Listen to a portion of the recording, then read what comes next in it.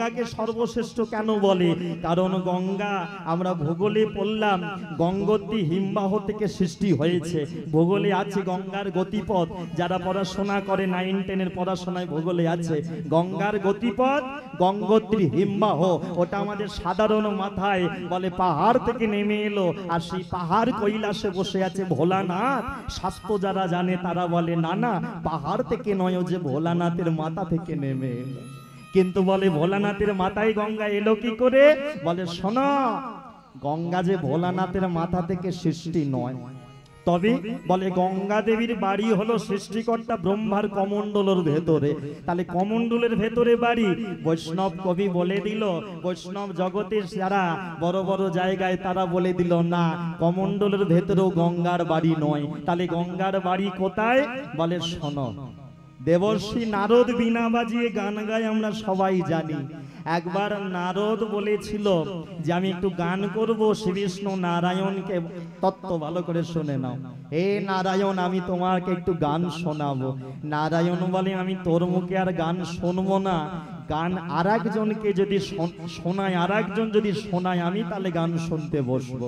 ও মায়েরা, বলে কে গান শোনাবে? তখন নারায়ণ বলেছিল, নারদ, এ জগতে ভালো নাচতে পারে হচ্ছে শিব ঠাকুর ভোলানাথ, আর এ জগতে সব থেকে ভালো গানও করতে পারে শিব ঠাকুর ভোলানাথ। ভোলানাথকে গিয়ে গান গাওয়ার জন্য যেই বলেছে, ভোলানাথ বলে আমি গান গাইতে পারি। আমার সামনে কোনো ওই আমি গান গাইবো, আমার সামনে একজন পা ছড়িয়ে বসে থাকবে, আমি গান গাইবো, আমার সামনে বসে একজন খৈনি খাবে, আমি গান গাইবো, আমার সামনে বসে একজন বিড়ি খাবে, তাহলে আমি গান গাইবো না। বলে গান, এই যে হরিনাম হচ্ছে, এখানে যদি ফাংশন হতো, এখানে বসে বসে 4-5 জন যদি বিড়ি খেত, মদ খেত, কোনো অসুবিধে নাই। কিন্তু হরিনাম আমার সামনে যদি এখানে কেউ সামনে বিড়ি গাঁজা মদ খায়, হবে? যেখানে যেমন সেখানে তেমন। এখানে শোনবার জায়গা, জানার জায়গা। নারদ বলে কাকে দর্শক হিসেবে চাও? ভোলানাথ বলো। ভোলানাথ বলল দুজনকে চাই। কে? এই যে শ্রী বিষ্ণু নারায়ণ আর সৃষ্টিকর্তা ব্রহ্মা, দুজন কাকে নিমন্ত্রণ করা হলো, দুজন মিলে গান শুনতে বসেছে ভোলানাথের। জায়গাটা শোনো, গঙ্গার সৃষ্টি কোথা থেকে, কি করে গঙ্গার সৃষ্টি হলো? এত যে আমরা গঙ্গার জলে স্নান করলে পাপ ধুয়ে যায় বলে, কেন বলে? কেন সব পাপ ধুয়ে যায়? সাধারণ কোন নদী তো নয়। বলে গান শুনতে বসলো শিব ঠাকুরের গান, নারায়ণ আর সৃষ্টিকর্তা ব্রহ্মা।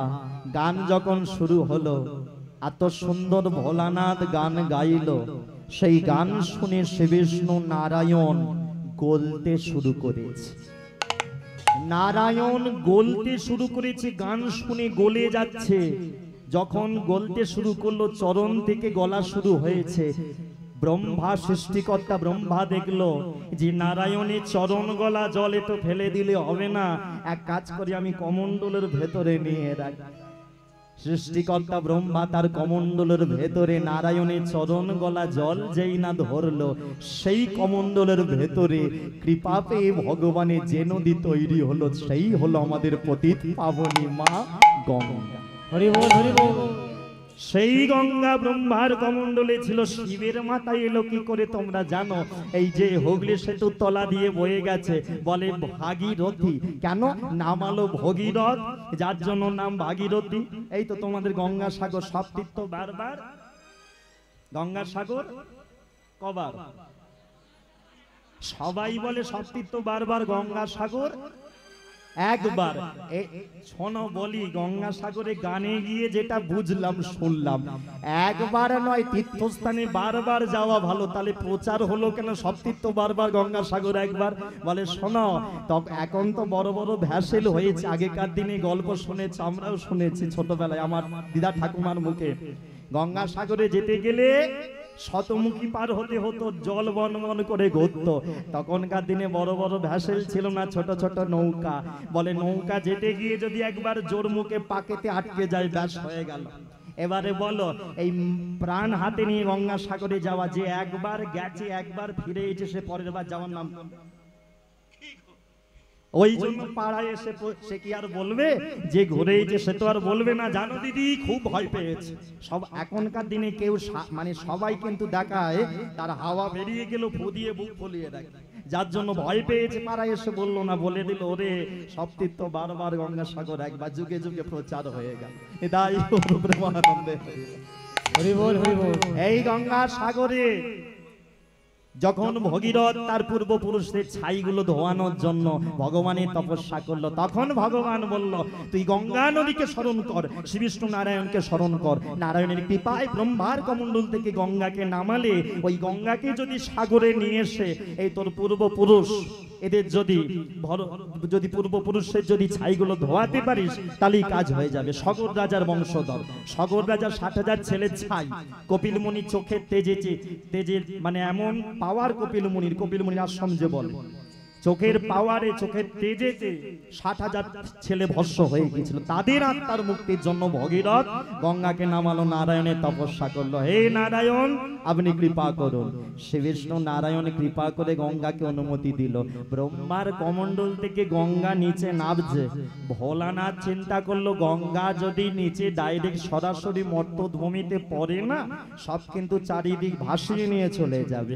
ভোলানাথ পরম বৈষ্ণব, আমার তোমার চিন্তা করে বাবা আমাদের চিন্তা করলো আমার জটায় ধারণ করে নেবো, অল্প অল্প করে লিমিট মতো ছাড়বো, বেশি ছাড়বো না। ব্যাস জটাই ধরলেন, অল্প অল্প করে ছাড়লেন। ভগীরথ পথ দেখিয়ে সেই পাহাড় থেকে একেবারে মিলিয়ন করে দিল সাগরে এসে। আর এই যে সাগর নাম হলো, খুঁড়েছিল সগর রাজার বংশধররা। এগুলো মহাভারতে আদি পর্বে পরিষ্কার ভাবে পেয়ে যাবে। সগর রাজার 60,000 ছেলে মাটি খুঁড়ে তৈরি করেছিল, ওই জন্য সগর রাজা নাম দিয়েছিল আমার ছেলেরা খুঁড়েছিল, যার জন্য আমি নাম দিলাম, আমি হলাম সগর, এটা নাম দিয়ে দিলাম সাগর। সেই থেকে নাম, আর সেই থেকে কপিল মুনির আশ্রমের এত নাম ডাক। আর সেই গঙ্গাকে নামিয়ে আনলো ভগীরথ। আর সেই গঙ্গার পারে আজকে লীলার মধ্যে ভক্ত সুদান্য গঙ্গার পারে গিয়ে দাঁড়ায়। পতিত পাবনী মা গঙ্গাকে জলে নামার আগে প্রণাম করে, হে মা অন্য সবাই তোমার জলে স্নান করতে এসে হুড়মুড়ি করে নেমে পড়ে, গঙ্গায় স্নান করার নিয়ম আছে।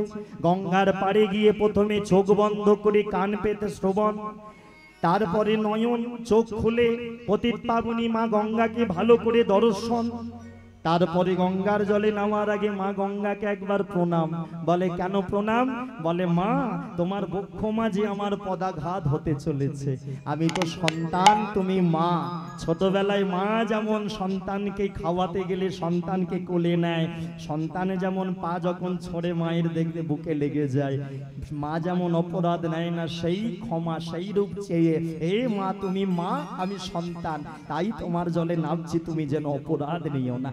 এই বলে গঙ্গার জলে নেমে তারপরে ডুব দিতে হয়। আচ্ছা বলো তো এইভাবে কে কে গঙ্গায় স্নান করেছে?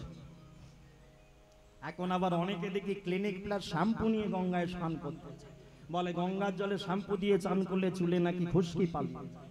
হ্যাঁ শোনো, সবই আছে, যে এখন যুগের সাথে পাল্টে গেছে তা নয়। অনেকে বলতে শোনা যায় আর ভগবান টগবান বলে কিছু নাই, কৃপা টিপা হয় না। না না, ভগবান আছে, আমরা আমাদের মতো নাই, আমরা আসল কাজ করতে পারি না। তাই আজকে সুদান্য গঙ্গার জলে প্রণাম করে নেমে মা গঙ্গাকে জানাচ্ছে, হে মা আমার চাই না টাকা পয়সা, চাই না বাড়ি গাড়ি, আমি চাই শুধু কৃষ্ণ চরণ। আর ওই গঙ্গার জলে দাঁড়িয়ে হে পতিত পাবনী মা গঙ্গা, তোমার জলে দাঁড়িয়ে আমি ভগবানের নাম করি, কৃপা তুমি করে দাও। ওই জলে দাঁড়িয়ে প্রভু শ্রী কৃষ্ণ গোবিন্দ হরে মুরারে, হে নাথে নারায়ণ বাসুদেবা, হে কৃষ্ণ গোবিন্দ হরে মুরারে, হে নাথে নারায়ণ বাসুদেব। শ্রী কৃষ্ণ গোবিন্দ হরে মুরারে, হে নাথে নারায়ণ বাসুদেব। শ্রী কৃষ্ণ গোবিন্দ হরে মুরারে, হে নাথে নারায়ণ বাসুদেবা। শ্রী কৃষ্ণ গোবিন্দ হরে মুরারে, হে নাথে নারায়ণ বাসুদেব।